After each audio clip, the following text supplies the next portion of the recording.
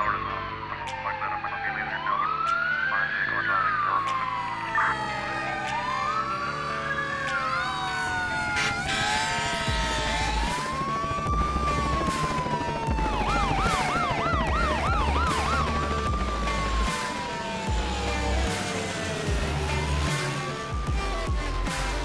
Hey everyone, it's Sam, and welcome back to the 911 Nonsense podcast.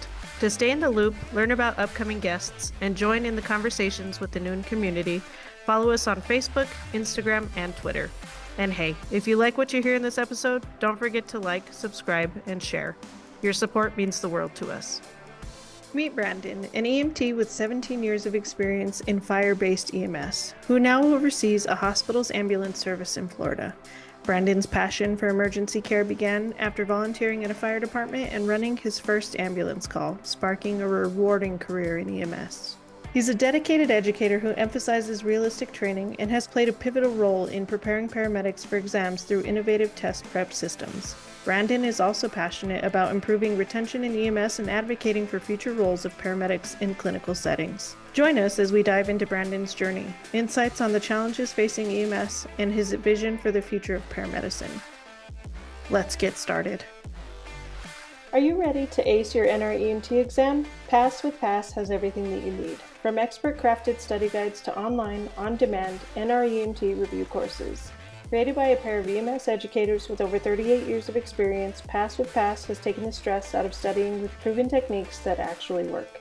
If you're an EMS educator or EMS agency leader, both discounts are available to support your student success. So stop procrastinating, start studying, and pass with Pass. Visit www.passwithpass.com and enter the discount code NOON, that's N-O-O-N, for a 20% discount. Brandon, my man, thank you so much for joining me on the 911 Nonsense podcast. How are you doing today? I am doing well. Thank you. Thanks for the offer. I'm happy to be here and happy to chat. Yeah, I'm super stoked to have you, dude. Can I go ahead and get an introduction? Sure. So my name is Brandon Schoberg. I have been in EMS for going on 17 years now, which is hard to believe. I guess I'd say, primarily my background has been in, fire-based EMS 911 settings, but I've also had, because no fireman has just one job, right? Anyone who works 24-hour shifts doesn't just have one job. So I also taught in paramedic programs and initial EMS education for about 13 of those years as well. So I've been an EMT for, like I said, for about 17 years, a medic for going on 15 years. And I am currently, I work in a hospital in Florida overseeing their ambulance service. Wow, you're a busy guy. And it sounds like you've had the idea of being an educator for a long time, as you've been doing education for a long time. Is that something that you went into the field knowing that you wanted to do? Not at all. And honestly, I didn't even go into the field thinking that I wanted to do the field. So yeah, I when I graduated high school, actually, I'll take a step back further than that. I had back surgery in high school. I have a couple rods and screws to show as a souvenir from high school sports, and that experience kind of shifted my life, or at least temporarily, to want to go to med school and become an orthopedic surgeon because I had had such a kind of impactful experience at such a young age. So when I graduated high school, I went to a university in Northern Kentucky, and with the intention of going to med school. And while I was doing pre med there, I was trying to look for ways to boost a med school application in the future, right? And went to EMT class and got my EMT, and I was volunteering at a fire department also. And when it came to ride time, and I jumped on an ambulance, that's when I realized, that's when I made my first call. I'm like, I don't think this med school thing's going to be for me. I think I found exactly what I'm supposed to be doing. And I finished that semester barely, just enough to make it count. And I have been kind of headfirst to the fire and EMS world ever since. So I really didn't expect to do EMS as a career, let alone be an educator. What was it, do you think, that really caught your eye into changing your mind? I think that, and this is going to sound like super cheesy, I think the fact, just being the first one to get there, right? I feel like I thrive in chaos, and being the first person there, I don't want to be in a stable environment. I don't want to work in a clean, well lit, bright environment. I want to be the first person in the home. I want to be the first person to lay eyes on the patient and initiate that care. So I think to me that was the biggest eye opener was you're it, right? And nobody else is going to come in here and fix this situation for you, or at least try to fix it. Like you're all the patient has in this moment. And I think that's what really kind of stuck with me and made me shift gears. Sure. And that's a phenomenal answer. I don't think it's that cheesy. I think, I think a lot of us, that's kind of what we get into. We run that first call and you have the lights and the sirens and the adrenaline, and you're just like, this is it. This is what I want. You're not going to get that in a hospital, not to that No. extent. It's all cush at the hospital. You're not out in the rain and the wind and the blaring sun and everything. Correct. Well, that and when I coupled that with like I was looking at the next 14 years of my life was going to be spent in school, and I was not a great student in high school. I was probably anything but. So I didn't have to be persuaded real strongly to step out of that the next 14 years of what that education was going to look like. Do you have any family in the medical field? I don't. I am the only one in my family, and the fire and EMS industry. Now I'm primarily EMS, but so I'm the black sheep in my family for a couple of different ways, and that's another one. Is I don't do the same line of work as the rest of my family, and ironically enough, a large part of my family all do the same line of work, and I was kind of one of the few who didn't go in that career path. Do you mind if I ask what they do? Sure. So they are all iron workers. So my dad, uncles, grandpas, my brothers in the industry now. So they're all in that line of work, and I didn't go that route. Did you ever get shamed for not going that route? No, no, I don't think so. And I think my dad always told us that he didn't want us to do that, and my brother didn't listen to that. But he always told us that he was doing that so that we didn't have to. So I truly didn't feel any pressure to go into that career field. That's awesome. And it sounds like he had really good intentions for you to not go into that field. So it's really cool that you stepped out of your comfort zone and you had really high ambitions for med school, but still continued with high ambitions in EMS. Like people kind of, you're the ambulance driver, a lot of people joke about it and laugh about it, but you have to be really dedicated to yourself as a provider to be better, and you have to be really dedicated to your community to go out and serve the people that we serve every single day. No, I would agree completely. And I feel like those who are not extremely committed probably don't last that long in the field. Hmm. And obviously, there's other reasons that people exit the field, and that's total injuries or, furthering their education or just found out it's just not for me, right? And that's totally fine. But I would agree. I think it is a field that almost requires a certain level of passion. I think to kind of keep up with your peers and to move forward in the field and to really take full advantage of it. Yes, I agree 100%. And huge, we're losing huge, huge numbers to injuries, which is unfortunate, but what can we do? I You know. know? I understand power stretchers, power Oh, stretchers. dude, a lifesaver for real. I wish I would have came out, yeah, 15 years ago. Somebody told me that they had no, they didn't tell me. Okay, I won't lie, I was on Facebook or Instagram and I saw that somebody had a power stair chair. And I was like, what is a So power stair chair? yeah, so they do exist. It's not a unicorn. So we actually had it before I took my current position at the hospital in Florida. I worked for a fire department in Northern Kentucky as their captain of EMS, and we actually had them there. And we have actually since gotten them at the hospital where I'm at now. And it's a lifesaver for taking patients upstairs. Going downstairs, the manual stair chairs pretty much got that under control, and it does a really Hmm. good job. But when it's just you and a partner, and you're taking somebody up a flight of stairs, especially if they're a bigger person, that motor is super nice to have. So yeah, they do exist, and there's I know Furno makes them. I'm not sure. Yeah, I think Stryker does as well. We actually don't use either one of those brands, but So how much heavier is the motorized versus the non-motorized stair chair? there is a difference. I'm not going to get this like exactly correct, but I'm going to take a guess, and I feel like I will be close. So there's somewhere around like 30 or 35 pounds heavier getting Wow. the motor, which they're already pretty heavy. Yeah. But so they are a little bit heavier, but when it comes to getting patients up the stairs, obviously they're way better. I'd rather lift that 35 pounds than lift that 200, 300, 400 pounds up several stairs. I mean, it sounds like to me it's still cheaper to call the fire department, but Well, yeah, I guess it I'm depends on what just service kidding. you're in, right? It depends on what type of service you're in. If you are the fire department, which is my history, primarily, then you don't call anybody else. It's you. Yep. We don't have that scapegoat all the time. Yeah, no, I totally get that. So being a hospital-based system, are you guys in a single tier or what kind of system are you guys in? So we're all interfacility. Oh, awesome. This is my first time I've ever done interfacility. I never did it as a frontline provider. So it's a little unique that I'm in the role having zero experience in interfacility transport, and now my role is to kind of provide the oversight of the service. So we are in a heavily populated, heavily saturated area, and we're surrounded by municipality-based fire EMS, county-based fire EMS. So from a 911 perspective, they handle the 911 side. So we are just interfacility transporter, bringing patients into the hospital and taking patients out of the hospital.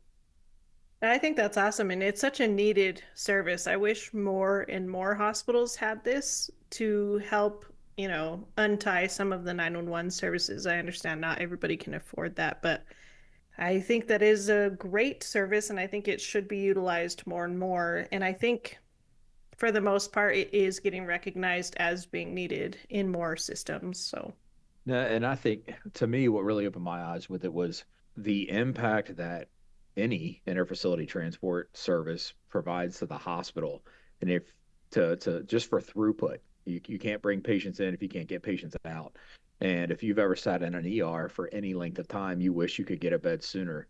And if people aren't getting out of those ER beds or aren't getting discharged, don't have ways to get to other facilities, then you're not being seen, right? So I think like truly understanding the impact since being in this role that we have not only on the hospital and hospital census, but also patients and overall volume and the patients that we can bring in to see for specialty services that we can't bring them in if we can't get patients out. I mean, it's pretty incredible, right? And I don't know if you could ever really measure the impact that you have. yeah, no, for real. Like, that is such a neat way of looking at it. And do you guys get any type of clinical education with being hospital-based as well? We do. So we're part of a pretty robust hospital system in Florida. So we have a ton of resources. We're truly blessed. So we have full scale simulation center that's staffed by simulation educators, and we are surrounded by some very brilliant minds in medicine, and all of them are willing to educate, to assist with education, and which is good because we do a BLS, ALS, and ground critical care transports. So, our critical care transports naturally take up a lower percentage than what BLS and ALS do, but that's even more of a reason why we need the education on it. And we are surrounded by the right people to provide that education to us. So we're very fortunate.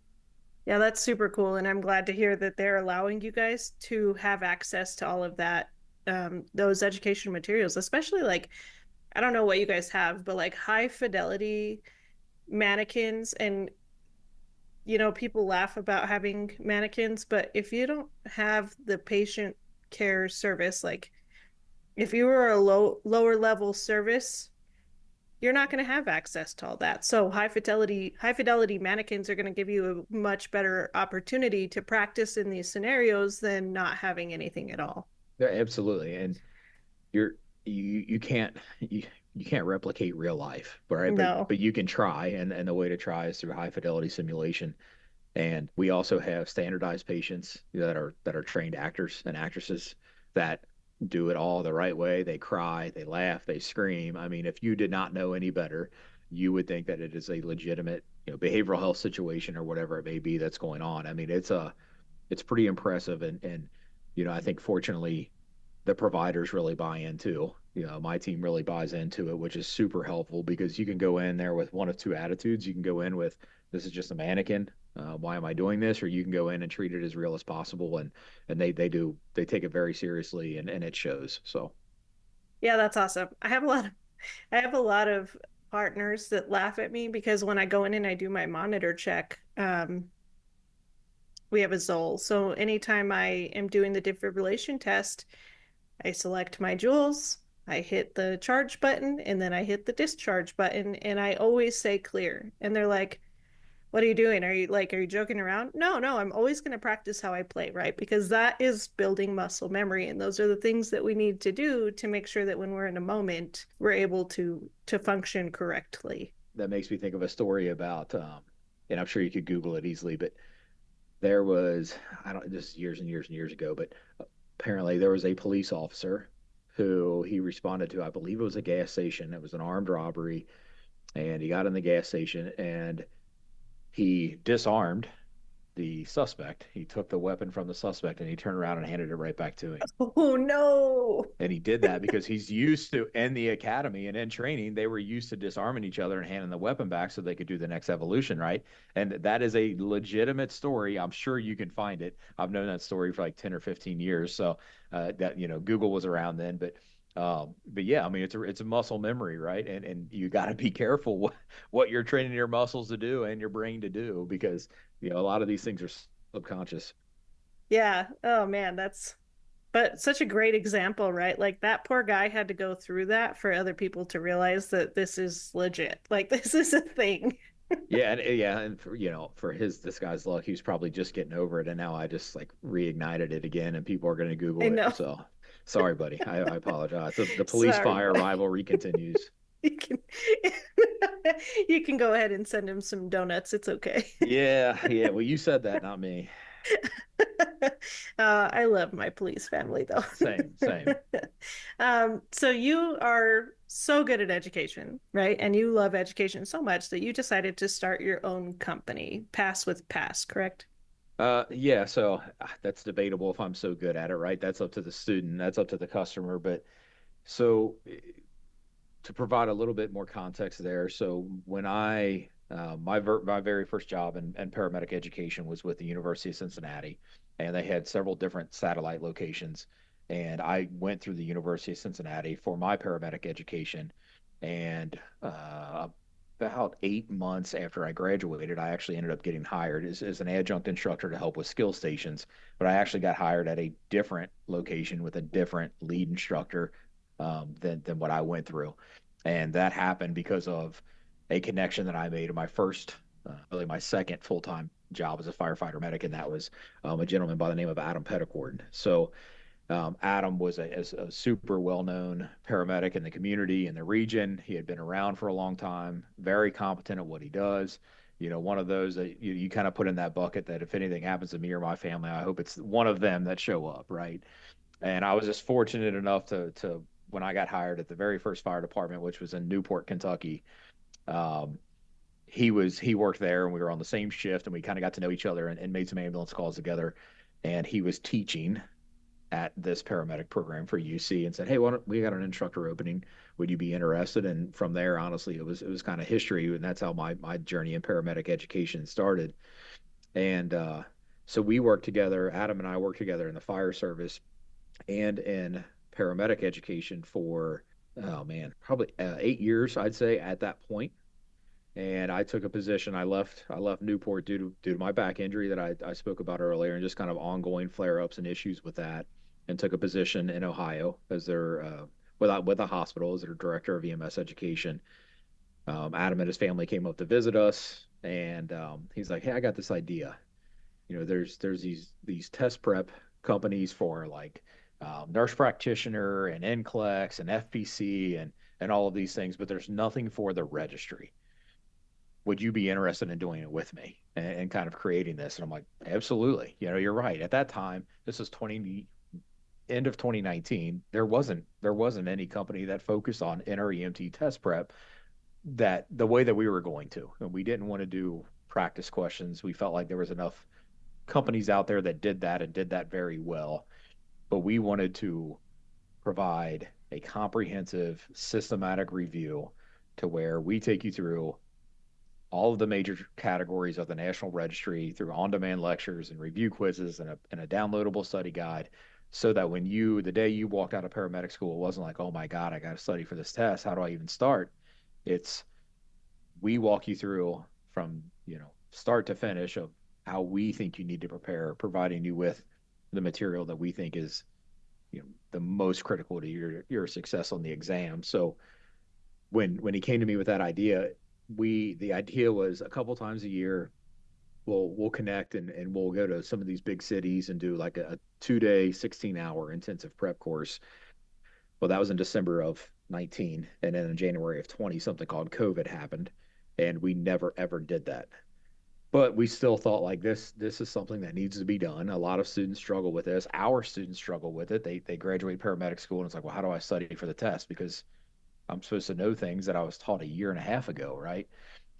So we felt like we still had something there that we needed to follow through with. And from there, it just kind of took us all online and recorded lectures and downloadable PDF study guides and tutoring and things like that. That's awesome, dude. And such a great idea too, because I mean, when I graduated from paramedic school a very long time ago, that wasn't even something that was on the radar back then. So it's really cool that you guys had that idea and were able to get it out and are hopefully very successful at it. And I won't lie, I hadn't ever heard of your company before, but I interviewed Lindsay previously, the pre-hospitalist, and I saw some shenanigans go down. I guess I think it was at the World Expo. I'm not 100% sure now. I don't remember, but I talked about this in Stacy's episode too, um, where there was somebody that was passing out some not so great education materials. And you had actually spoken up. I'm assuming it's you. I don't actually know who I was talking to in that setting, I'm the man but behind the curtain on all perfect. social media and website development and stuff like that. Yeah. Awesome. So yeah, it was you had spoken up and said that if anybody had paid for those materials, come to me with a receipt and we'll give you a free education pack or whatever you were offering. And I just thought that was so amazing. Like what a great way to be part of the community and offer something for free to people who had gotten not great education. Like what an amazing thing. What made you decide to do that? Well, thank you. I appreciate that. I think I mean, we are a business, right? But the whole reason we started this, we had intentions of traveling the country 3 or 4 times a year. And let's face it, by the time we did flights and hotels and, fed ourselves probably too much, we weren't going to make that much money, right? So it's never truly been about, oh my gosh, we're going to do this. There's such a huge opportunity in the market. We encountered so many students that were struggling, that needed help. We really didn't have a great direction to point them in as their educators because there wasn't anything that really existed like we wanted to provide. And the entire concept is we want to help others be successful. And I am well aware of obviously the content you're talking about, and that was being, I think, sold. And there was like a few pages of it kind of being given out, but that individual was also selling textbooks. Like his own textbooks that he was writing? Well, I mean, yeah, it was his own. I mean, it was his own content. Like it wasn't just here's a 5 page packet. I mean, there's material there, and it's not what it needs to be. It's not what it should be. The fact that it was there was completely inappropriate, and what I would not have wanted is the EMT student, the advanced EMT student, the paramedic student to have purchased that, thinking that this is going to help me get over the hump for the national registry exam, and then they get on the airplane or they get home and open it up and see what the contents actually contained, and that person spent their money on it, and that's not okay. I know we have really good products. I know we have really good resources. The right thing to do is to make sure that I can't change what happened with that situation, but what I can do is try to at least make it right by the student and offer them some help and support in that area. So that's truly what it was all about, and where it came from was just trying to help the student who's struggling or preparing for the registry exam make sure that they have the best materials possible, at least in my mind, which I'm incredibly biased to do that. Not as biased as the other person. So, from what I've heard. Fair, fair. Fair. Um, Dude, that's phenomenal. Like, seriously, way to be a stand-up man and way to be a stand-up like company. Can't say your praises enough. Like, that is freaking phenomenal, man. Thank you. What do you suggest for people to be made aware of in the future if they end up at another conference like this, at any conference, right? Nursing, fire, paramedicine, EMS, whatever. What do you suggest they do to be mindful of the materials that they're purchasing? Use the power of Google is what I would say. And just to try to vet what you're buying. Of course, any company there is going to try to sell you on their product is the best, right? And because that's business and that's sales. But you can find out so much by going to companies' social media pages or website and just to try to, get a feel for the validity of the content that's being produced there.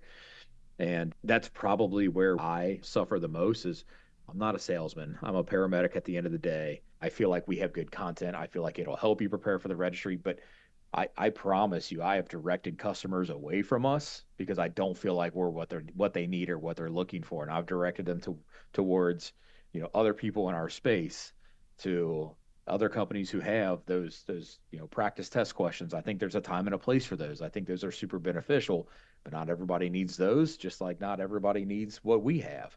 And my goal at the end of the day, and kind of our philosophy at Pass with Pass has been, if you do the right thing, the karma is going to come back around, right? I don't need to make an enemy or put somebody in the wrong direction over a $20 study guide. That's not my MO, right? So I think you just got to do the right thing at the end of the day, and try to vet things as much as possible, and ask your peers, do your research on if you feel like this product or this resource is valid. And I feel like there's a lot of us in the space at this point, and there's a lot of really good resources. I think if you ask five of your peers if they've heard of an app or a product or a resource and they haven't, it's probably not for you, right? Or Yeah. maybe it requires some more education and research on your part. Yeah, no, great answer. And I agree. The power of Google has been amazing, right? I remember before Google. Ask Jeeves. Yeah, that shit was hard. I remember Ask Jeeves, yeah. And then I remember, I don't know what grade I was in, but I mean, I was obviously a lot younger, and I remember like I was a big Ask Jeeves guy, and then this thing Google came out, and I was totally suspect of it and didn't think that it was legit and just wanted to stick with Ask Jeeves. And I don't even know where that guy's at anymore. So I know. Yeah, you can probably Google it. yeah, probably. Even prior to like YouTube, dude, where did YouTube come from? And now we've gone from like long form video to completely short form video, like TikTok's 15 seconds long. You know what I mean? Well, it's attention spans. It And I is. was like, it is like changed the human brain because people can't sit down and just like watch a movie. No. They lose interest, right? It's like, oh, I want to see Moana 2 in 15 seconds or I can't see it at all, right? Yeah. It's not going to Moana work. That's too. the last movie I watched. I have little kids. So I actually heard we worked with a third party marketing guy, which was fantastic. And he told me that YouTube was actually a bigger search engine than Google. Really? And I was blown away by that. I didn't fact check it, but I have no reason to not believe him, and that was mind blowing to me. And it is believable. Yes, it is. So again, and it's because if you go to Google, you're probably Googling something to read. People don't want to read anymore. They want to go to YouTube and hear an explanation or watch a video about how something's done. They don't want to read. We don't read Yep. anymore, right? You need to show me a video in 10 seconds or I'm out. Yep. And no, it's true. And I could completely believe that. It really is mind-blowing to think about it being bigger than Google. That's insane. That is absolutely insane, but probably absolutely true. And how long until TikTok blows, YouTube out of the water there? I love YouTube and I love TikTok. I'm not gonna lie. Not for good reasons. Like there is some really good educational material on TikTok. I am not on that TikTok form. I respect the honesty. Yeah, I'm laughing most of the time. That is where I get my happy boosts from, just laughing at people and with people, of course. Everybody's got to have their thing. Yep. So you said you have little ones, and I don't know their ages, but if they came to you in a couple of years and they're like, "Hey, I want to be a firefighter or a paramedic," what do you think you would tell them at this point?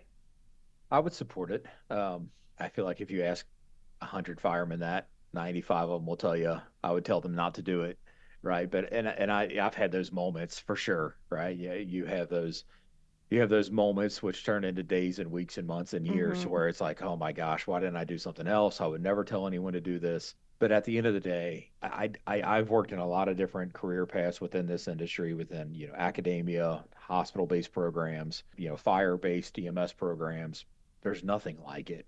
I mean, there's not. I mean, especially when you get in a really good spot and you have a really good crew, you work with some of the greatest people in the world that you would take a bullet for. I mean, you can't work at Citibank and say like, "Oh my gosh, I would die for my peers," right? That just doesn't Yeah. work.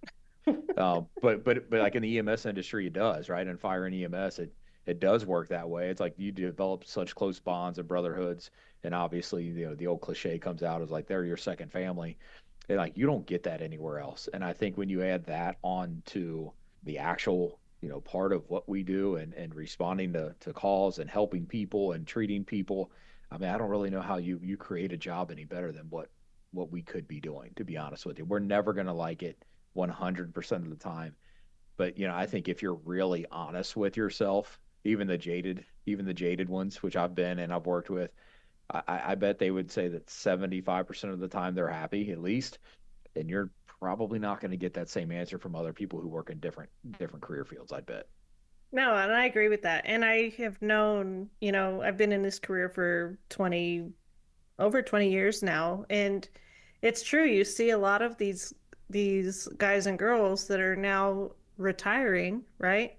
And you've known them for several years to be that kind of jaded person. And now they're posting all about how they miss the job and they miss the lifestyle and they miss, like, they wish they could go back to that. And you're like, really? Like, Yeah, I didn't pick up on that from your last 2 years with us. yeah. Well, and I think, you just contributed back to you don't know what you don't know. And Yeah. and honestly, I can relate to that. When I left, I mentioned them once, Newport, when I was there for 8 years and I left to go into EMS education full time. Yeah, I felt the same way. And I had moments of certainly being jaded when I was leaving. I wasn't leaving because of that. I was leaving because, the ongoing back issues. But it's like I remember sending an email to everyone who worked there telling them like take advantage of it. It happens Mhm. faster than you think. Like, I would kill to go do that 2 a.m. toothache call, right? Even though I probably wouldn't. But it is, you don't realize what you have until it's gone. And I think you get so used to doing the job and going to work and seeing the same people and working on the same ambulance and probably making runs to a lot of the same patients that you Mhm. feel like it's just a rat wheel and it's never going to end, and then it does, and it's like, well, now what? It's all I know. It's all you've known. So I think it's hard for people to retire and to stay retired and not go back into this field. It is. I agree 100%. Though, with, I think, the change also, I don't really like to talk politics or anything too much normally, but one thing that I've noticed is we're seeing a lot more of an older generation coming back to work just because they can't afford good health care. They can't afford their medications and they can't afford any of that. And these are people that have worked their whole lives and qualify for Social Security, but Social Security is not letting them keep up with the amount that all of our bills are increasing and all of our food is increasing, inflation and everything. So it's kind of sad to see that is where we're at right now. It is, and especially when it's people who've like dedicated their life to helping other people. And I can only speak to a few pension systems that I've been a part of, state-based pension systems, and unfortunately, they have all made changes somewhat recently over the past 5 to 10 years to where if you retire, your health insurance is no longer covered 100%. So, when I hear the amounts that some of these people are going to retire and have to pay, it makes more sense for them just to keep working or to retire and have to get another job making the same amount of money that they were or more in order just to survive, right? And I don't know. I don't know what the solution is, but I know what we're doing right now isn't working. It is not working. So the I know that you said you're at a hospital-based system. Is that considered government or is it? No, I mean, we're a nonprofit hospital, but again, and I've kind of alluded to it a couple times. We're super fortunate with the system that I'm in to where they actually do offer a pension system And they support other types of retirement plans too, like 401ks and 403bs and things like that. So, and that's pretty unheard of in the private sector, if you will. So, I know. I feel like being in a like I'm sorry, but private sectors are systems that are literally all over the US, and oftentimes in some of these cities and in these states, that's all they have for EMS. So these these private companies, I feel like, should be covered under state or federal, to get those pensions, because we take these people in, and God, I talk about this a lot. I know I do, but we take these EMTs in and we force them to work, 24, 48-hour shifts, and then we're making them bust their asses the whole shift until we work them so hard that they can't work anymore. And then see you later. Sorry, good luck. Do what you can. You should have been better with your finances. You know what I mean? well, yeah, and that's a whole nother interview, finances and people coming into our field, and again, because I think we attract such a young demographic initially, we don't do a good job of educating those people, our peers, of the financial circumstances of decisions of, well, I'm not going to opt into the retirement plan because that's 40 years from now, right? And then, well, then Yeah. you never opt in and whatever. So, like I said, that's a separate tangent. But I'm Yeah. secretly like a huge Dave Ramsey nerd, so I could go on and on and on. But no, I agree with you. I think again, it's just we are in this continuous issue of we're hemorrhaging people and we're not bringing enough people in to stop the hemorrhage, Yeah. and we're seemingly not really doing anything about it either, except just going to our education programs and saying, can you do more? Can you give us more students, more students, more students? But we're not looking at why are we losing them? And, there are, I don't know about in your area, but in a lot of different areas I've been in, there's these salary wars between fire departments and EMS agencies. If you raise your hourly rate by a dollar, I'm going to raise mine by $1.50. And it's just like this tit for tat game. That's not sustainable. It is At not. some point you're going to have to look in the mirror and figure out, well, what are we doing? Because people don't leave jobs over 25 cents an hour. They leave because of a lot of other reasons. So these agencies are going to have to look in the mirror and try to figure out, like, what are we doing that we are not only able to recruit people but retain the ones that we have. And I think one of the issues we face as an industry is we spend so much time on recruitment that we fail to look at retainment and how to retain people, because we just assume, they're there, they'll show up to work tomorrow, and that's not always the case. Yeah, I think you hit it spot on by saying that we, fail to focus on retaining people, and we only focus on recruitment. Like, there are bonuses everywhere, Mm-hmm. all over my state right now, if you go and you start at a different position. And it's not just flight, it's also ground. And it's not just ground and flight, it's also in hospital. Like, they're just bonuses, bonuses, bonuses being thrown out everywhere, because for the same thing, if a new hospital or a new system opens up, hey, we're going to give you, $3 more an hour, and we're going to give you this bonus until you have this huge shift over, and Right. then they're short over here, and now you're staffed, but you're pissing everybody off, so they're going to head over here. You know what I mean? Like, No, it's I nuts. agree. And you have to wonder if we took all this money that we were given in bonuses and we just invested it back into our people. And that's not always the right answer either, but I think a lot of times it's something that's worth being looked at. That the best form of marketing is word of mouth, right? Yes. You can Google something and look at something, and if it's got 5-star reviews, I might buy it.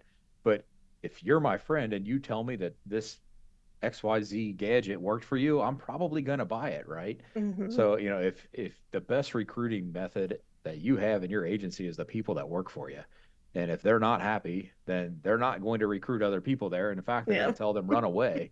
So, Yep.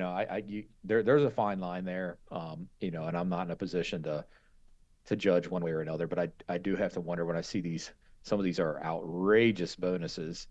Um, that what if you just took that and invested it back in your own people, and then they did a really good job of being happy and recruiting their peers?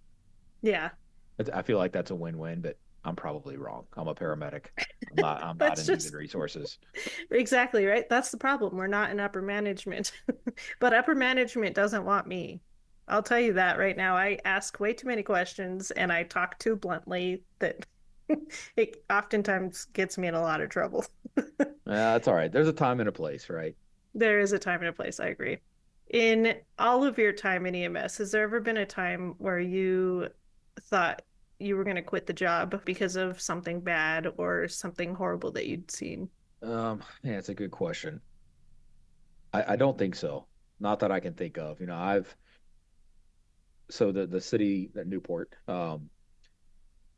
that our claim to fame at that time, it's not necessarily the case anymore, but at that time when I was there for those 8 years, our claim to fame is we were the FBI ranked most dangerous city in the state of Kentucky. The odds of you being involved in a violent crime were way higher than what they should have been. So, and it was at that time, again, not necessarily the case anymore, but it's inner city, poverty stricken area. So we saw everything. I mean, anything you can dream up, we pretty much saw and dealt with. I don't think there was ever a time where I was involved in a run or saw something that I thought, oh my gosh, I can't do this anymore. I can't stomach it anymore. But what I will say is I think this is another thing that you're going back to our previous conversation about when people retire, all of a sudden they want back in is when you leave that environment. And it happened to me when I left Newport and went into EMS education all the time, the full time. It was like at that point I started to replay certain calls and runs in my mind, whereas it wasn't happening at all when I was working for the fire department because I was doing it every day, right? But it's like once you stepped out of that environment, it's like your brain kind of exhaled, and then it's like you start replaying certain runs and patients in your head. And I think that's a huge problem that retirees have as well. That we have a ton of resources when we are most places have a lot of resources when you're an active employee there, but when you retire, it's kind of like Godspeed, best of luck. Yep. See you later. And I know that's happened to some personal friends of mine to where it's like they left the firehouse where they had tons of resources and they really didn't start having issues, mental health issues or issues from PTSD until they left. And well, now you got nothing. You don't have any resources. There's nothing. Nothing to help you, or at least at that time there wasn't. Yeah. Yeah, there's really not a lot for retirees to be doing right now to keep their minds and their hands busy. And if you don't have somebody who is dedicated enough to themselves, that's going to be problematic. I've said this the last few streams, but new statistics shows that a lot of our healthcare brothers and sisters that are retiring are having 18 months before they commit suicide. Like that is insane. That is such a high number. And like we really need to be doing something with these people who are retiring because that is years of knowledge and years of experience that we could be utilizing as teachers or as if they want to volunteer. You have a group of people that are like, yes, I'm retiring, I'm going to go fishing every day and screw everybody else, like I'm done. But then you have the other people like we've talked about where they just miss being in the career, but they can't get hired back because they have too many injuries or they're not fast enough or they're just too old. And we're not utilizing we're not utilizing those people the way that we should be, and that's unfortunate. No, I agree. And regardless of whether they want to come back in the field or not, they put in their time. They provided the service.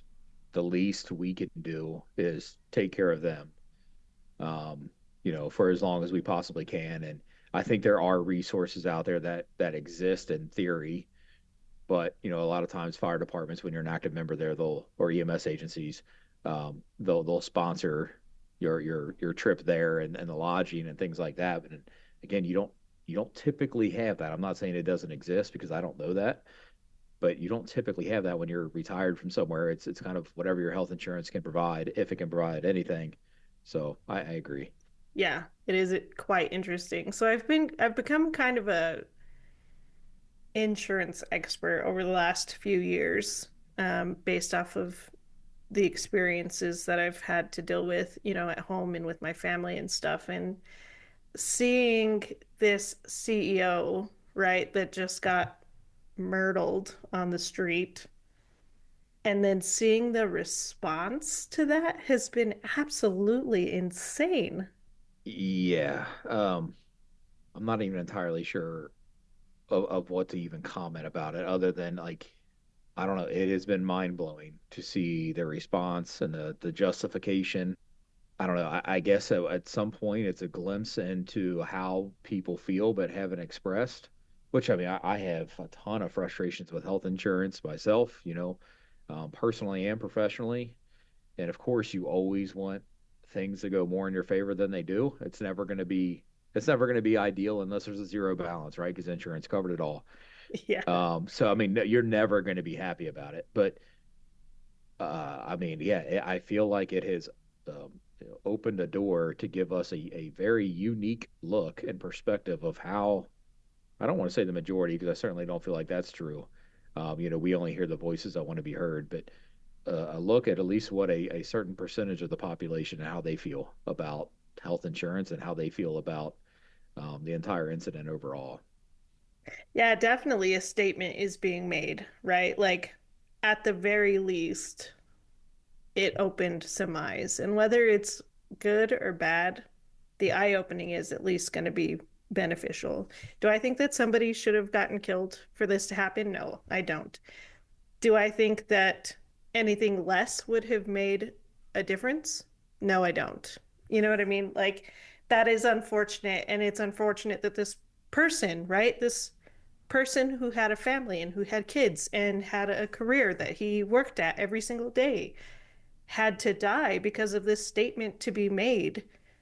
That's unfortunate, right? Like, It is. that's hard. It is. It is hard. I don't think anybody should have died, but I also, speaking of insurance, not of this specific person, but speaking of insurance, like I'll use Las Cruces as an example right now. The hospital's under a lot of scrutiny because the only cancer center in the area, right, within several miles, and it's not a little bit of space, right? Because we're in New Mexico, we have a huge state and very small populations amongst the state, but they were refusing care to anybody who didn't have insurance. So if you didn't have insurance, you would have to drive between an hour and 4 hours away to get your treatment.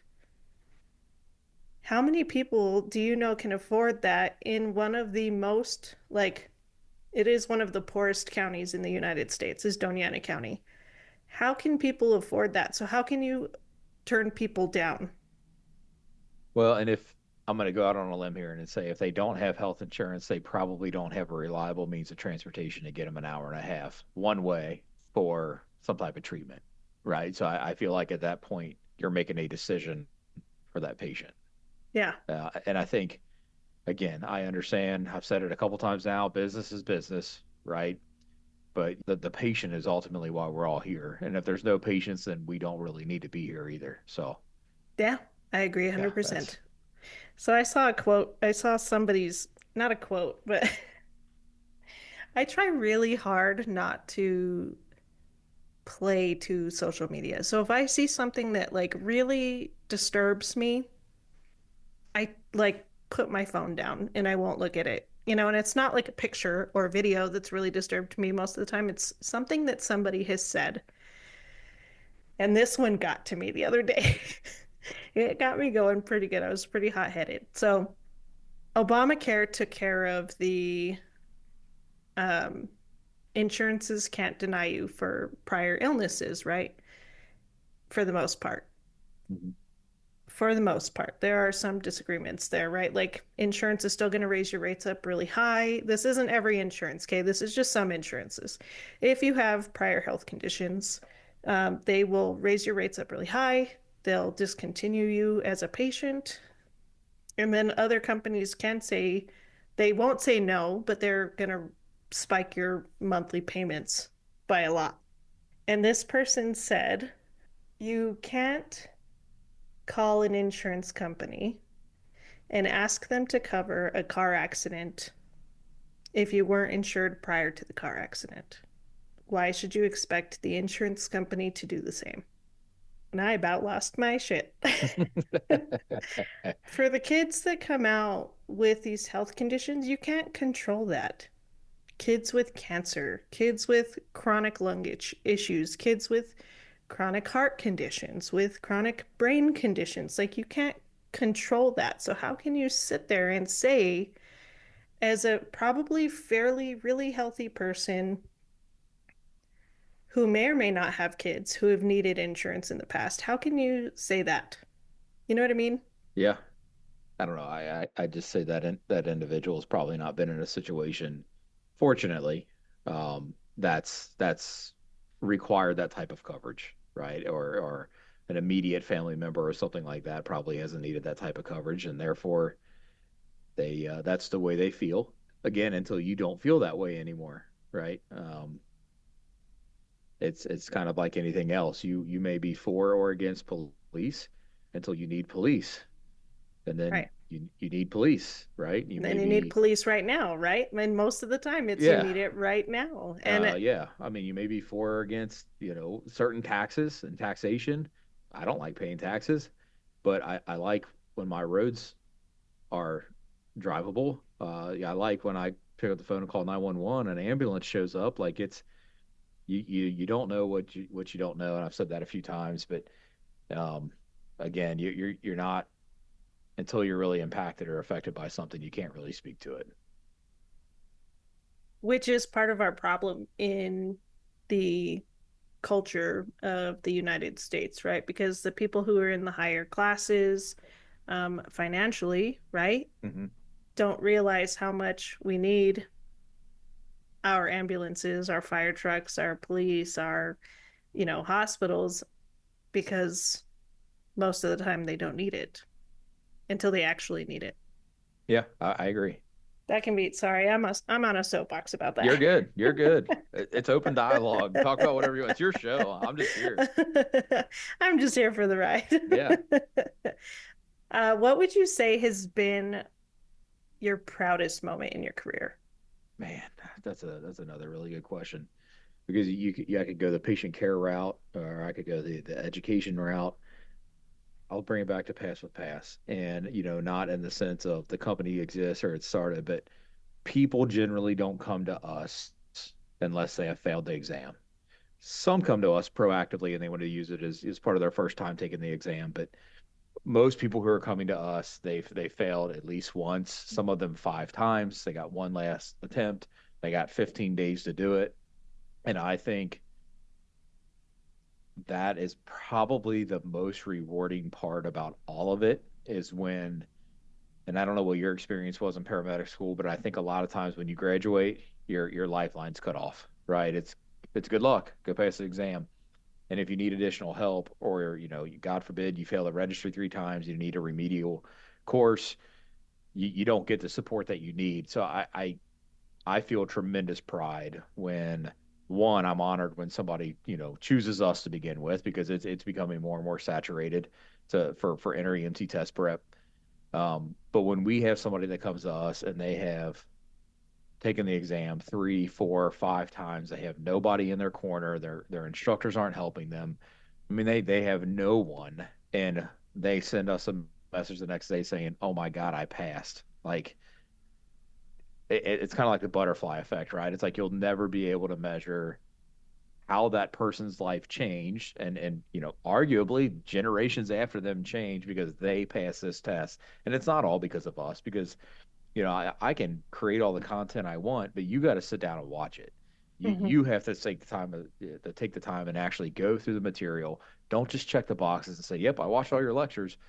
Pause the videos, take the notes, step away when you need to step away. Like you have to put in the work. I'm just providing you with some materials to help get you through the finish line.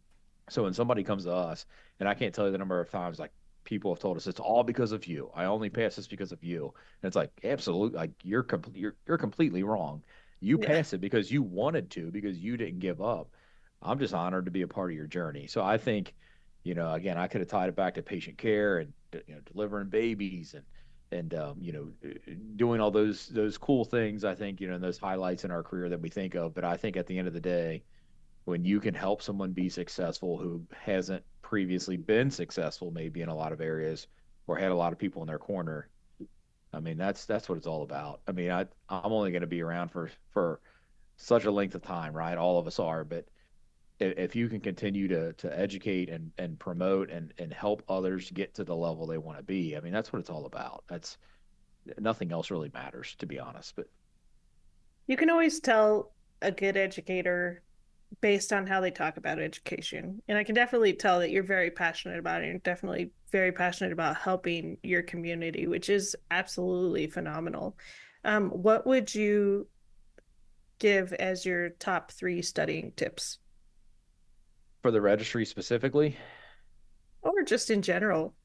so before you go sit down, before you show up for a lecture, read the chapter first. I think that is like an unknown secret that goes a really long way. And you shouldn't be reading the chapter with the expectation that you're going to understand everything you're reading, but you're building a foundation. And I found that students who sit down and actually read the chapter before they come to class on that lecture, they're no longer asking basic fundamental questions. They're asking questions that are clarifying to help them understand better, right? It's like you're already coming in with an understanding of what I'm going to talk about. It's not the first time you've heard about it. So I think that's a huge thing you can do when you're in EMT class and in paramedic school is actually reading the content before you show up for the lecture. From a registry perspective, I'll say a couple of things. You need to take the test as soon as you possibly can. When you finish paramedic school or EMT class, whatever it is, you need to sustain that same amount of study time as what you're doing in class. And not just study time, but the actual time you spend in class too. And statistically, the farther out you push your exam, the lower your odds are of passing. So take it. And honestly, my advice is whether you feel comfortable or not, take the test. If you got to the point where you successfully graduated the program, you did what you needed to do to get there, go take the test. Yeah. And because you're never going to feel ready, right? It's like when you're saving up money for something, right? When I get this amount, then I'll buy the car. Or when I get this amount, then I'll take that vacation. And it's never enough, right? No. So like just go take the test. If you're unsuccessful, okay, you're unsuccessful. So were thousands of people before you. Let's get back on the horse and do this again. Um, so I say take the test as soon as you possibly can. And then don't study the day of. That's interesting. If there's just this, I don't know, this one concept that it's like you just always struggle with and you need to look at it for 5 minutes, do it, but your brain needs a break. And I always told my students, if you didn't know it 20 minutes before the test, you're probably not going to know it or be able to retain it when it comes test time, right? Study up to the night before, put the book down, put the phone down, close the browser, whatever you're using to study, get a good night's sleep, wake up and go take the test. And then my biggest pet peeve, and if any EMT or paramedic students are listening to this, please, I ask you, don't share what test question you stopped on. That is like, I hate that as an instructor because what happens is you go and take the national registry exam, it cuts you off at question 90, and you go back and tell the whole class, oh my God, I passed. It cut me off at 90 questions and I passed. Well, then you go take your exam tomorrow and you get to 90, you hit next, hoping the test cuts off, right? Then you get to question 91 and you're like, oh Yeah. my God, I failed. I failed. I I failed the test failed. because Johnny got cut off at 90 and passed, so I'm at 91, so I had to fail this thing. I can't believe I'm never going to be a paramedic, right? And then it's like you're screwed at that point. Yeah. So friends don't tell friends what test question number they got cut off at, right? Just pass the test, keep your mouth shut, encourage the people around you. And on the flip side of that too, when you're taking the test, don't look at what number you're on. It doesn't matter. It doesn't matter. Some students, some candidates are going to get all of the test questions regardless of how well you're doing. The registry has told us that. Like it's not a secret. Like you could be doing the best anyone's ever done in the history of taking the registry, right? And you get to that minimum number of questions and it doesn't matter. You're going to take all of them. So it does not matter. Just beat the test one question at a time. That's my best advice. So is it, I mean, I'm guessing it's changed a little bit at least since I took the paramedic test. So it doesn't have the same idea where if you are doing really good, the questions get harder, and then when you miss, it gets a little bit easier and then they get harder again, or how is the test? No, it does. That concept still applies. It's still a computer adaptive test. So, meaning that like just as you just identified, the more questions you get right, generally speaking, the more difficult questions you're going to get. And when you get one wrong, it kind of brings you back down to a lower level and you just kind of continue stair stepping. So, there have been some pretty big changes to the registry lately. And when I say lately, like over the past 2 years, Hmm. it's mainly how they're asking the questions. It's, there's scenario-based questions, or there might be multi-part questions. There's multiple answer questions. There's some drag and drop content, and that is just with the advanced EMT and paramedic exams. But they actually just announced, I think today, that the EMR and EMT exams are changing in April or May of next year in 2025, I think. I could be wrong on my months, but next year the EMR and EMT exams are changing as well. So, we get a lot of students that reach out to us and say, "Hey, will your content still help us on the exam?" And my answer is absolutely. The curriculum didn't change, the material didn't change. They're just asking you questions over it in a different way than what they did before. It's no longer all multiple choice. So they recently got rid of the skills portion, correct? Yeah, the psychomotor exam is gone. Yeah. And so that was instead of that, they're doing the multi-part questions, the drag and drop, like that kind of stuff. Yeah, so I mean, it's not necessarily because of that. That's why they're doing it. So I think ultimately what the registry's trying to do is position themselves better to be like other licensing exams, like the NCLEX, as one example. So the psychomotor exam really went away because every paramedic program in the United States has to be nationally accredited by COAMPS, which is ultimately under CAHEP, and um, over the past 5 years, I'll say, COAMPS has significantly changed what's required of every paramedic student that goes through the program on a psychomotor basis. So, back in the day with a psychomotor exam, we used to have to start an IV, right, and do it the right way, or we had to do an IO, or we had to intubate a patient, or we had to do a trauma assessment, right? So COAMPS now requires so many of those skills and patient assessments in the program, and it's got to be documented. There's a certain amount that's got to be done by an instructor. There's a certain amount that can be done by a peer. There's a certain amount that's got to happen in clinical and in field rotations. They require that to happen so often during the paramedic program that the psychomotor exam was honestly just a huge formality. Because it's like, I think the registry eventually kind of got the perspective of why are we asking you to test out on this when you're being required to do it throughout the program in such detail, where it wasn't always that way. So the cognitive exam didn't necessarily change because the psychomotor went away. I think it's just part of an overall kind of a bigger picture of repositioning the registry to probably be more in line with, with our peers in other fields. I'm glad that I tested when I did, I guess. Well, and I've heard like varying feedback too. I've heard from a lot of people who've taken the test that it's easier, which again, I mean, my experience is if I go take the test today, my experience with the test is just that, my experience. Everybody Yeah. gets different questions and different numbers of questions and different pilot questions. Um, but I've gotten a lot of feedback like, oh my God, it was actually easier. And those were from students who took the quote unquote old version and the new version. So I don't know.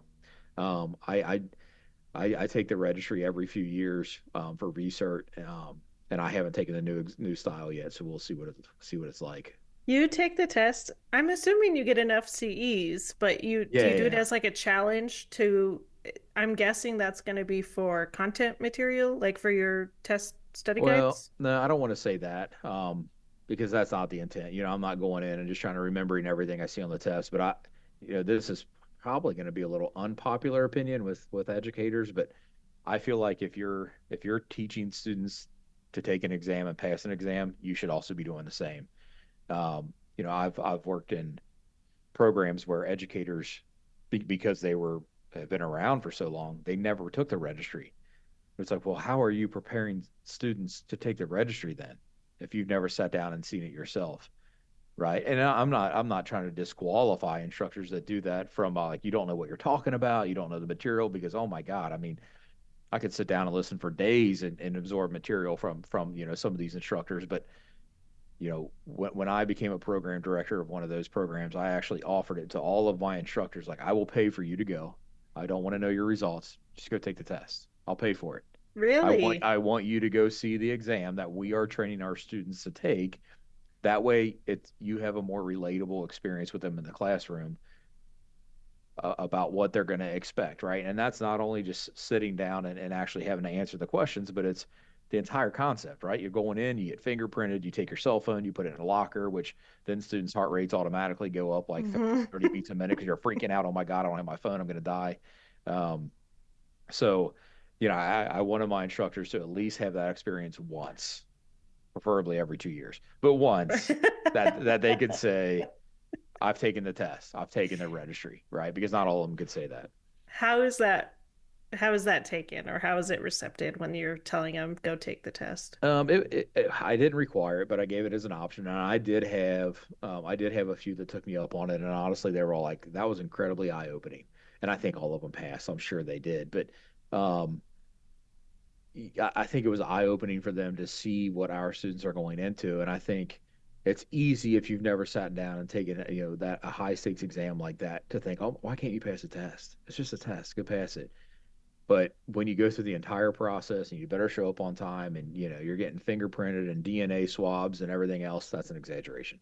Um, yeah, you start to realize that when you're a 20-year-old kid, like that's stressful. And that's why they're not passing the test because they're super stressed about it. They didn't sleep last night. They have a job on the line about it. Like you should go take the test and see how you feel. Yep. Um, and I think it's helpful. I think as educators, maybe you don't need to take it every 2 years to research, but I think at least every other, research cycle, I think it's good to get in there and take the exam if you're actively teaching paramedic students. No, I think that's great advice. And I think it's really cool that you get to go in and be in that environment and be able to convey that as well. Like, look here, this is what I do every other year. This is how I do it. How do you get the material for the test if you're not going in to get the information from the test every other year? Like, I'm sure there's some way of doing it. I genuinely don't know. So you mean in terms of like what topics do I actually study? Is that what you're Yes. referring to? So, like the stuff that you're going to teach, right? Like, how do you teach people to take a test if you don't know the test questions? Well, you don't know the test questions, but you know what content's going to be tested on. And I think you can get that from a few different ways. There are generally speaking, if it's in your paramedic textbook, I'd say it's fair game. And there's I'll say three major different paramedic textbooks out Mhm. there, but they're all the same thing. Like a STEMI is a STEMI, a stroke is Yeah. a stroke, right? It's just kind of there might be their flavor of explaining it a little bit, but I'd say if it's in your paramedic textbook, it's fair game that they can ask a question over it. But the registry, they do a really good job of their content, or the overarching topics. I'll say come from like national EMS education standards, from national paramedic scope of practice, the most current and up to date AHA guidelines. I've always told my students that when you're going to take, at least for the paramedic exam, when you're going to take the paramedic exam, you're probably not going to be asked what dose of salumedrol you need to be given or what dose of Zofran you're going to be given, but you are going to be asked what dose of epi, atropine, amio you're going to be given because those are standards, right? From ACLS and PALS, from New Mexico to Florida. I guarantee we give the same ACLS and PALS doses of medications, but we might have some differences on the other ones, right? And um, when you have the national EMS education standards and the national scope of practice and your paramedic textbook and the AHA, most current guidelines, I mean that's kind of your playbook. And what we try to do at PASS was take all that material, which sounds incredibly overwhelming, and condense it down to where it's the nuts and bolts. It's the lean information that we think you need to know to be successful in the exam. Yeah, that's awesome. And it's really cool that you're this knowledgeable, right? We've seen a lot of changes in the last few years in paramedicine. So it's good to have a company that's willing to go above and beyond to make sure that you're with all of the current standards. And I think that you prove that with going and taking the test every other year, like you said.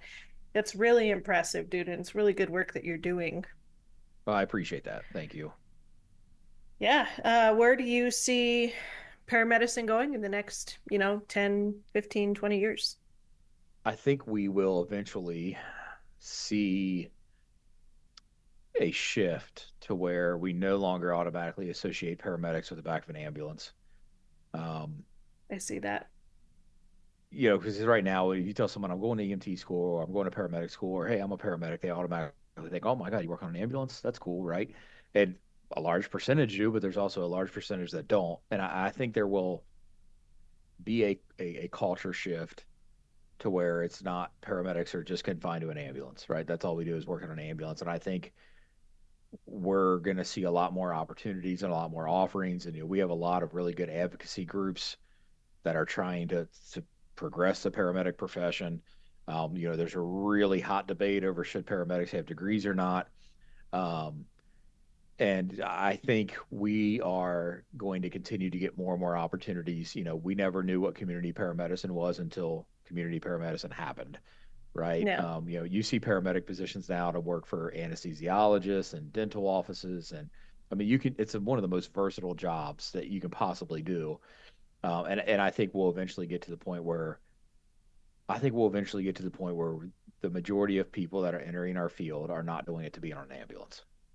It's a bold statement, but It is a very bold statement. It'd be interesting to see. I just asked that question not that long ago on an episode on whether people thought that if you graduate from paramedic school, if the expectation was that you got your experience on an ambulance. And I do agree with you. I think that that culture is shifting. Do you follow the International Board of Specialty Certification or IBSC? yes, So did you see the poll that they put out today? I did not know. They're asking, I guess they've had a lot of people show interest and they're asking for people who work in the hospital whether or not they should put out a certification specifically for paramedics that work in the hospital. Like, should they make a Hmm. certification for that, just like they do with critical care and they do it for community paramedicine as well? So that would be really interesting to see.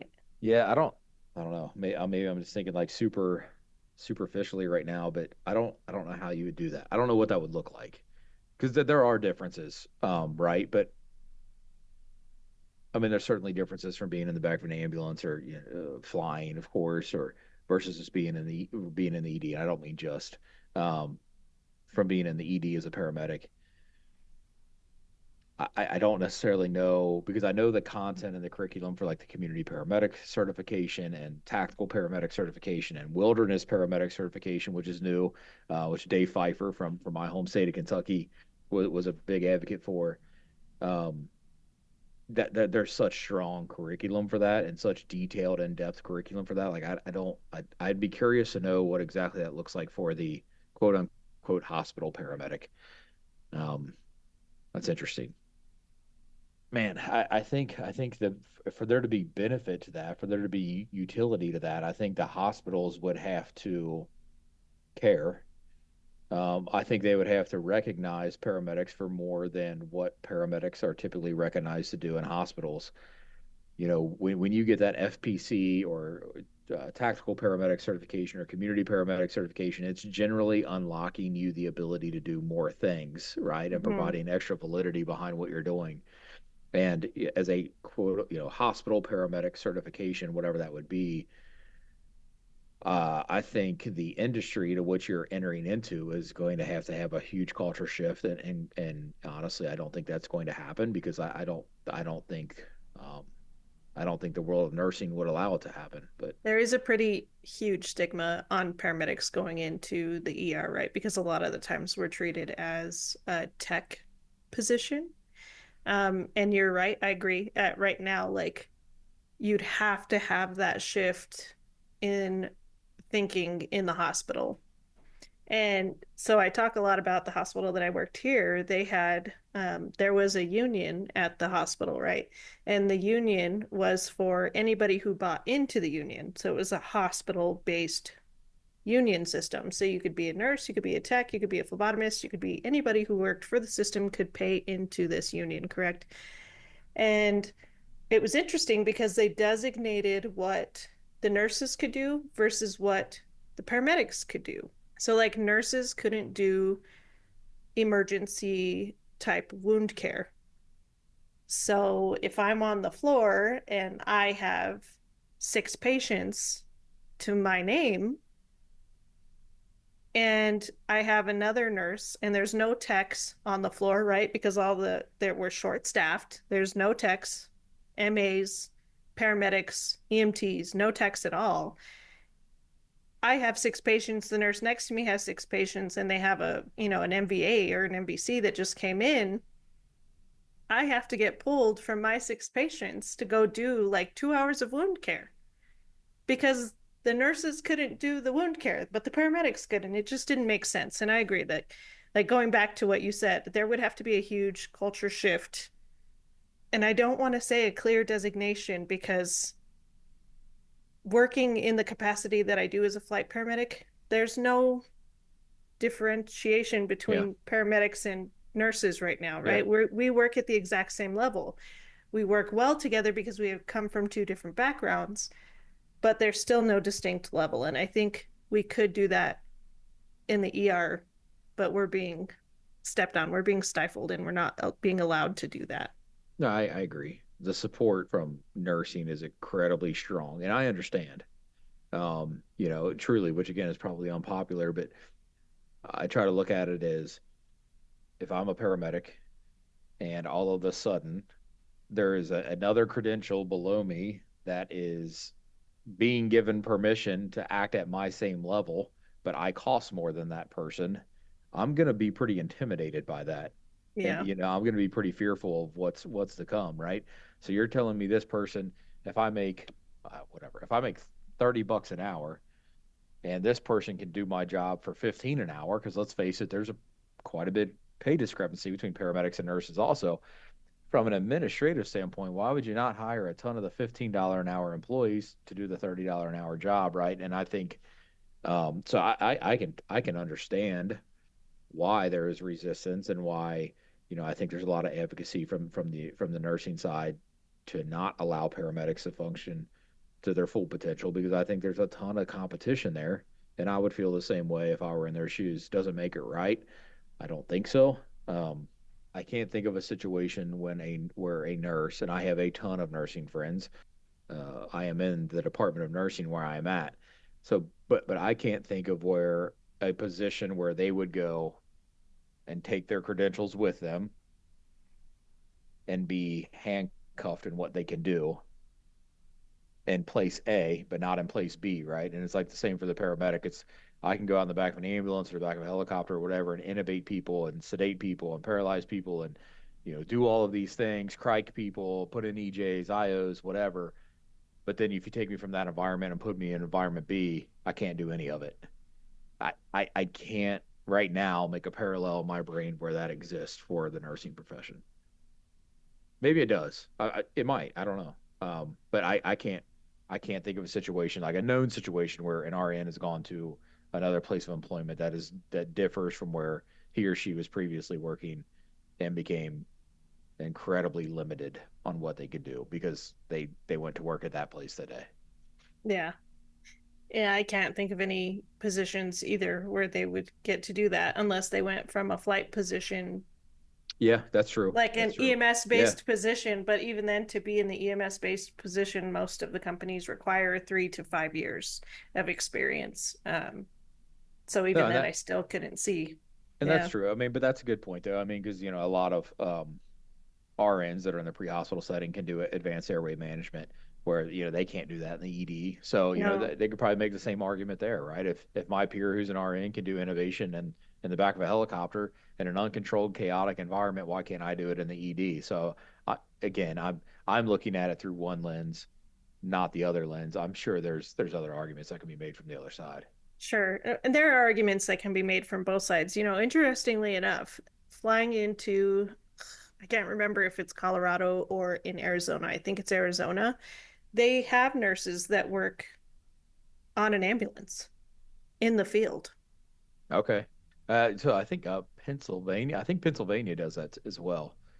Yeah, they have That's crazy. they have like their own credential. It's like, yeah, PHRN, pre-hospital RN. Yeah. Yeah. Yeah.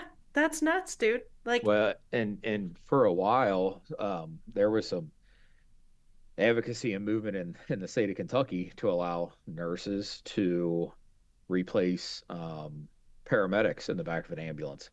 And it's because this percentage or this area of Kentucky was a rural area of Kentucky um, that maybe had one paramedic program that didn't generate a ton of students, and they had this huge paramedic shortage, and they're trying to figure out, well, what can I do to still provide my ALS service? And there was a big push that, I mean, there was language drafted that if a nurse was an EMT, he or she could replace a paramedic, um, which was honestly mind-boggling to me because in that part of the state, it was a pretty rural area of the state, and unfortunately, in rural areas, you generally see lower wages.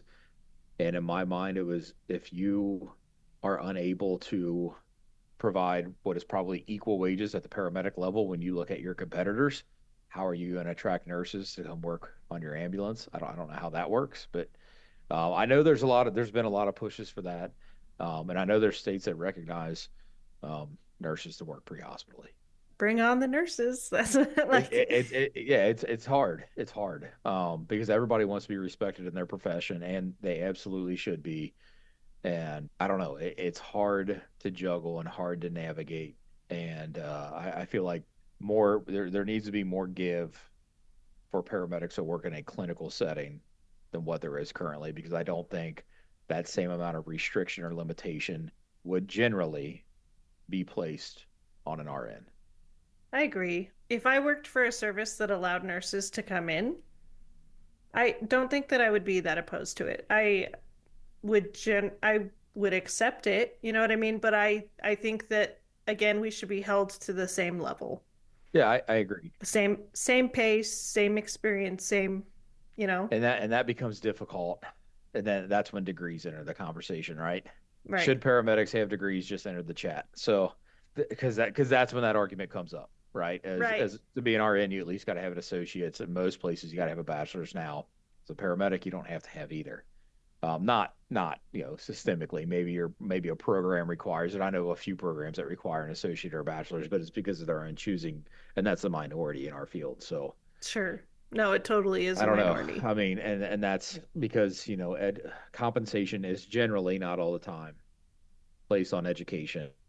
And I know in a lot of different hospital-based systems, an RN with a BSN is paid more than an RN with an ADN, and an RN with an MSN is paid more than both, right? Because of the higher level of education. So I think that is where paramedics would often lose that fight, is because most paramedics don't have formal degrees and formal education. So Right. I agree. As a paramedic who I do have my degree, you know what I mean? And I do know how hard it was to get that degree. And it wasn't a 4-year degree, it was like a 10-year degree. So I do understand that as well. I don't think there's any excuses. I do understand that we are in a time of need where getting a degree is not necessary because we're so short-staffed in so many communities in so many cities in so many states, right? They're not it's not required because if you required it, you would knock out a huge number of providers. I don't think that we should be looked down on for that reason or be considered less for that reason. I mean, if a job wants to pay us to get our degrees, then, we should have that done. But yeah, that's a hard conversation. Yeah. I think if they're going to do that, and again, another interview, right? And we're probably getting to the end of our time, but if they're going to do that, then they need to. It would have to be mandated by accreditation, which means it hits every paramedic program. My concern would be that we are going to lose a lot of people. And I think a lot of people are going to have the mindset of, if I got to get a degree, I'm just going to go into nursing because I know I'll get paid a lot more.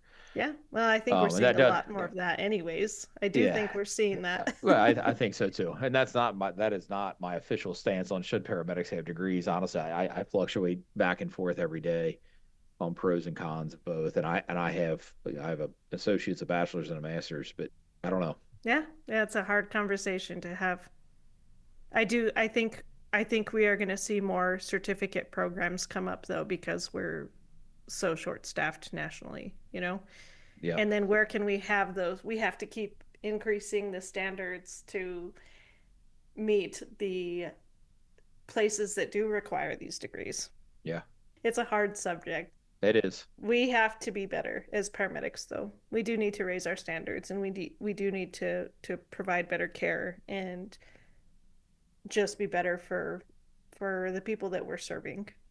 You know And what I just be mean? better advocates for ourselves.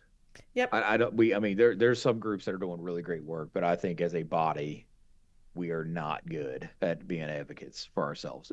We come to work, we clock in, we clock out, we go home, right? Yes. It's like no one has any desire to do anything. No one has any desire to lobby. No one has any desire to write their legislators. Nobody has any desire to do anything to really advance, right? We'll just continue complaining about our circumstances, but not do anything about it.